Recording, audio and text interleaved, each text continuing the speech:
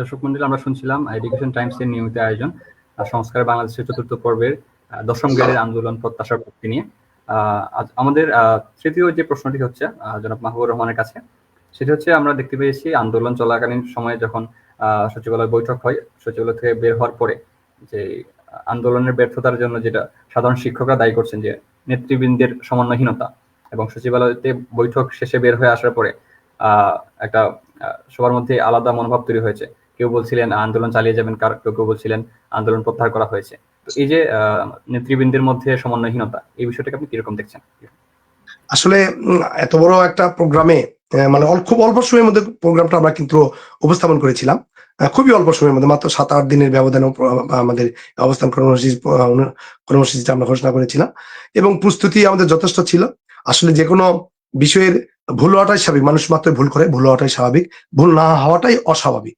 তো আসলে আমরা একজন আহ্বায়ক ভুলক্রমে বা মানে মনের অজান্তেই হয়তো কথাটা বেরিয়ে গেছে, তখন এই কথাটা শুনে কিন্তু আমরা অন্যান্যরা কিন্তু আসলে কিং কর্তব্য বিমূঢ় হয়ে গেছিলাম। আসলে আমরা হতাশ হয়ে গেছিলাম যে এই শিক্ষকরা তখন লাইভ চলছিল, বিভিন্ন মিডিয়াতে লাইভ চলছিল, এবং আমাদের শহীদ মিনার থেকে বিভিন্ন ভাবে কথা আসতেছিল, নেতারা কি করলো, নেতারা কি বিক্রি হয়ে গেল, নেতারা কি টাকা খেয়ে বসে পড়লো, এরকম বিভিন্ন ভাবে আমাদেরকে ফোনে যখন শিক্ষকরা আমাদের বলছেন, তখন আসলে আমরা কিং কর্তব্য বিমূঢ় হয়েছিলাম, আমরা হতাশ হয়েছিলাম।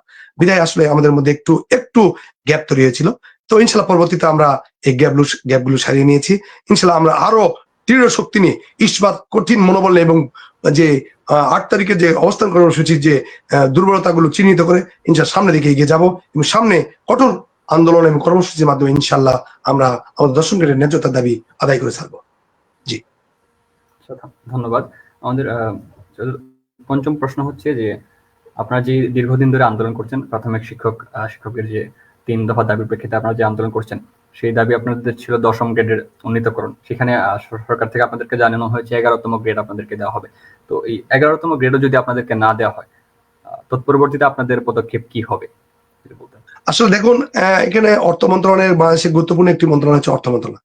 সেই অর্থ মন্ত্রণালয়ের সচিব স্যারের সভাপতিত্বে যখন একটা আলোচনা এজেন্ডা হিসেবে নেওয়া হয়, সেটি বাস্তবায়ন না হওয়ার কোনো মানে এই মুহূর্তে আসলে ভবিষ্যৎ তো আসলে বলা যায় না। আগামীকাল কি ঘটবে এটা তো একমাত্র মহান আল্লাহ তাআলা ছাড়া কেউ জানে না, দুনিয়ার কোনো মাকলুক জানে না। সুতরাং আমি আগামীর কথা আমি বলতে চাই না। ইনশাল্লাহ আমি মনে করি আমি আমাদের কর্তৃপক্ষের প্রতি, আমাদের অভিভাবক, আমাদের প্রাথমিক গণশিক্ষা মন্ত্রণালয়ের সচিব স্যার যথেষ্ট আন্তরিক, এবং আমাদের উপদেষ্টা মহোদয় আন্তরিক। সুতরাং আমি বিশ্বাস করি, আমি বিশ্বাস করতে চাই যে আমাদের ওনারা যে প্রতিশ্রুতি দিয়েছেন, ওনারা যে প্রেস বিজ্ঞপ্তি দিয়েছেন, সেই প্রেস বিজ্ঞপ্তির দ্রুত বাস্তবায়ন করবেন, এইরকম প্রত্যাশা করছি আমি। জি, যে দীর্ঘদিনের যে আন্দোলন, যেদিন আপনাদের উপর লাঠি চার্জ করলো, ওই দিন আপনাদের আন্দোলনের শিক্ষকদের মাঝ থেকে কতজন আহত হয়েছেন, এবং যারা আহত হয়ে তাদের এখন কি অবস্থা? আপনারা কোনো প্রকার যে আমি আসলে আমি তো আপনি তো জানেন যে আমি থানা হেফাজতে ছিলাম প্রায় 20 ঘন্টার মতো, 21 ঘন্টার সময়ের মতো বের হয়ে আসছি।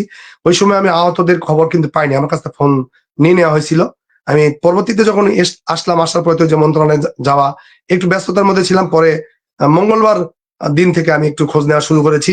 আমি প্রথমেই বলেছি, ফেসবুকে বলেছি যে আমার শিক্ষকদের, আহত শিক্ষকদের আগে জীবন জীবন সংকটাপন্ন রেখে আমার গ্রেডনের দরকার নেই। আমাদের শিক্ষকদের আগে জীবন, আহত শিক্ষকদের আগে স্বাভাবিক জীবনে ফিরে আসতে হবে, তারপরে আমরা পরবর্তী চিন্তা করব। এই আলোকে কিন্তু আমি আজকে কয়েকদিন থেকেই সারাদিন সেসব আহত শিক্ষকদের সঙ্গে যোগাযোগ করছি, তাদের পাশে দাঁড়ানোর চেষ্টা করছি। আমাদের প্রতিনিধি সশরীরে তাদের সঙ্গে দেখা করছেন। তো এইভাবে তাদের সঙ্গে পাশে দাঁড়ানোর চেষ্টা করছি। তো আমরা একটা ডাটাবেস তৈরি করছি কতজন শিক্ষক আহত হয়েছেন। তো আমার বিশ্বাসে যে 200 অধিক শিক্ষক, 200-300-300 অধিক শিক্ষক আহত হয়েছে। তো ইতিমধ্যে আমার ডাটাবেজে আমরা নিয়ে আসছি। ডাটাবেজে আওতা আসলে তো বাংলাদেশের দেখেন 4.5 লক্ষ শিক্ষকের মধ্যে সেখানে তো অনেক শিক্ষক উপস্থিত হয়েছিল। আসলে প্রত্যেকের মানে অনেকে তো ফেসবুকে ইউজ করে না, বা হোয়াটসঅ্যাপ মেসেঞ্জারও ইউজ করে না।